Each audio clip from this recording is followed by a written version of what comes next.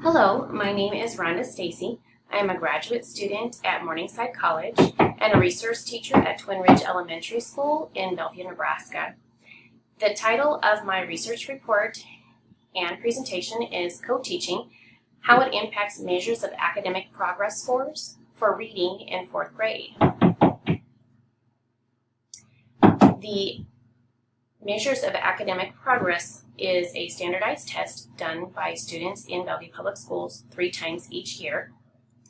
We'll be reviewing my problem statement, importance of research, past research and studies, gaps in research, and goals and objectives, as well as the methodology I used, results I found, and implications, limitations, and recommendations for future research.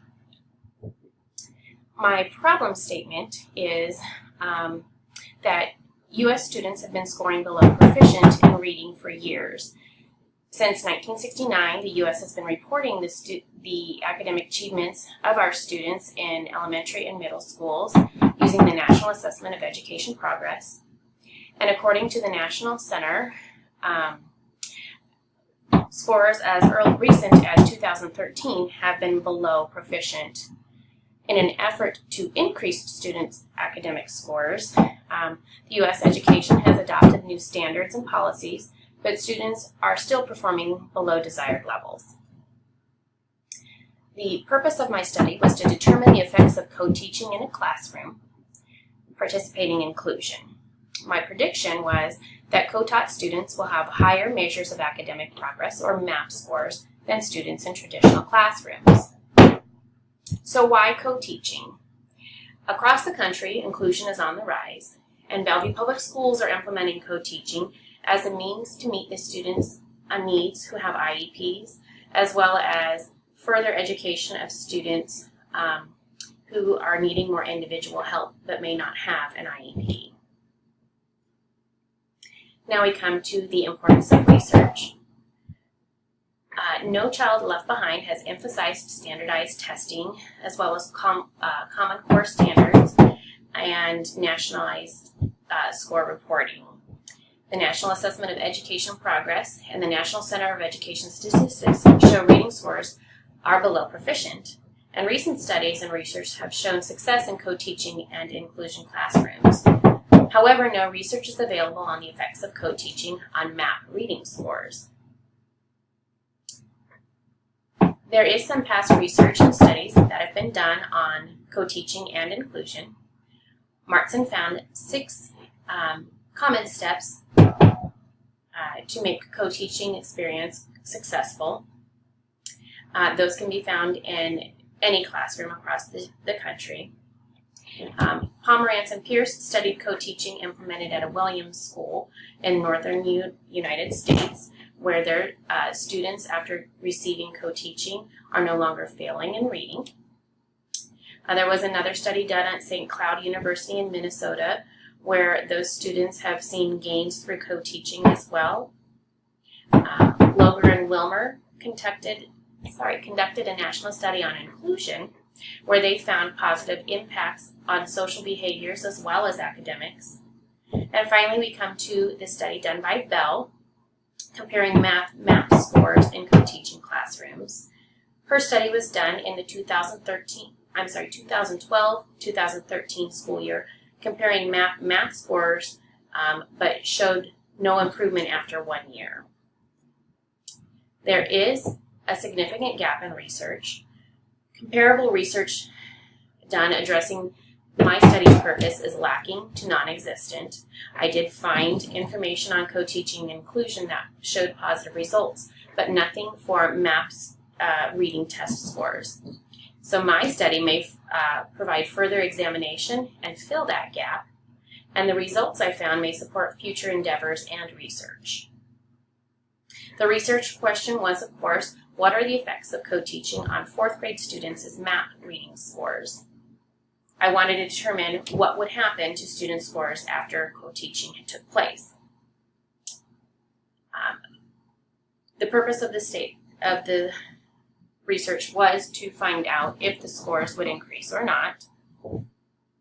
And this does have an impact on the field of study. We've found other research done on co-teaching and inclusion that show positive effects in students in academics and personal skills. And then, of course, for me personally as a teacher, it is my ambition to see all students achieve academically, and to see that happen through inclusion and co-teaching would bring me personal satisfaction. The methodology I used was a single case experimental design during the 2016-17 school year over a 16-week period of time, where the experimental group received co-teaching and the control group received just regular instruction with a single general education teacher. The participants were a random sampling of 38 students, 19 students in each class of 2 classrooms. There were a total of 21 girls and 17 boys of varying ethnic backgrounds. The experimental group had a single female teacher, 26 years of age with 3 years of teaching experience, and myself, the special education teacher for a co-teacher, and married a female of 42 years of age with 3 years of teaching experience, where the control group had a single general education teacher who was a married male, 30 years of age with 8 years of teaching experience. My independent variable was the teaching methods, the co-teaching versus traditional teaching with one gen ed teacher, and the dependent variables were the MAP scores that I received from the reading tests done.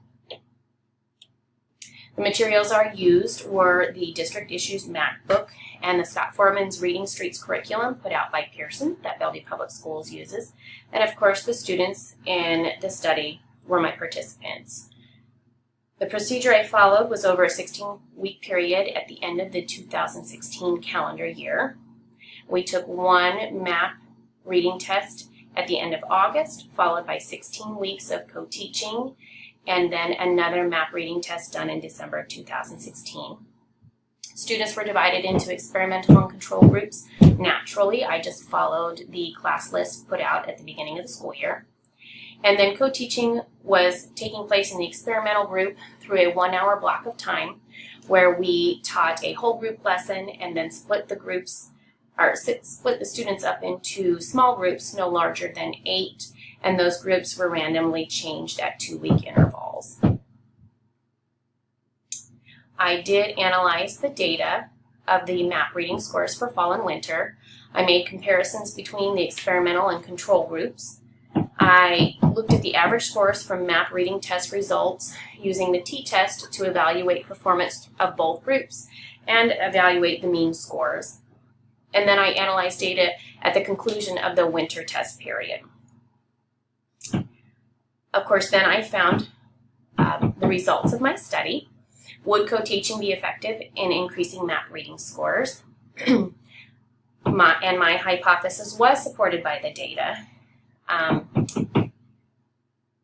I used independent samples through t-tests and was able to find a p-value where distributions were sufficiently normal and the value was greater than 0.5, which was below the significant level of 1. So I was able to reject the null hypothesis and accept the claim of my alternate hypothesis. To further explain, the results showed a p-value greater than 0.5. The mean and standard deviation were also calculated, and the data was collected twice for the fall and the winter testing periods. The experimental group increased by an average of 4.4 points, while the control group increased an average of 2.9 points. Although there was no significant variation in scores or difference between the experimental and control groups, the increase alone in the average scores for the experimental group supports the alternate hypothesis. There are, of course, implications. The participants introduced to co-teaching in this environment, the experimental group improved slightly more than the control group, and co-teaching can be easily instituted across all grade levels and special needs students with no extra funding required. It can be fit easily into special education teachers' schedules, and it is a new mandate for Bellevue Public School teachers. So it will be supported through continuous learning, training, and teacher certification. There were several limitations to this study. Of course, the sample size was limited to just 2 classes. That's all we have in the school I teach in. The time constraint of just 4 months for testing. And then the experience, abilities, and teaching styles varied between the 2 general education teachers and even the special education co-teacher. Co-teaching is not fully implemented in Bellevue Public Schools as of yet, so we are lacking in some professional development and have less exposure and experience with co-teaching as of right now. And then students' learning and ability levels vary widely. The control special education students had additional pull-out services, where the experimental group students on IEPs were limited to only the co-teaching experience. There are, of course, implications, limitations, and recommendations. Further, the recommendations for further research is to encourage future research in this current study, to strengthen and validate my findings, to increase the time length of study to 2 school years or 6 testing periods. The sample size needs to expand to additional grades and schools. We need to compare and contrast student ability levels. We can relate student abilities and test scores to teacher experience and lesson plans, and then compare data between students receiving special education services, or contrast them with general education students, and then expand the study to other districts, states, and even those using different curriculums.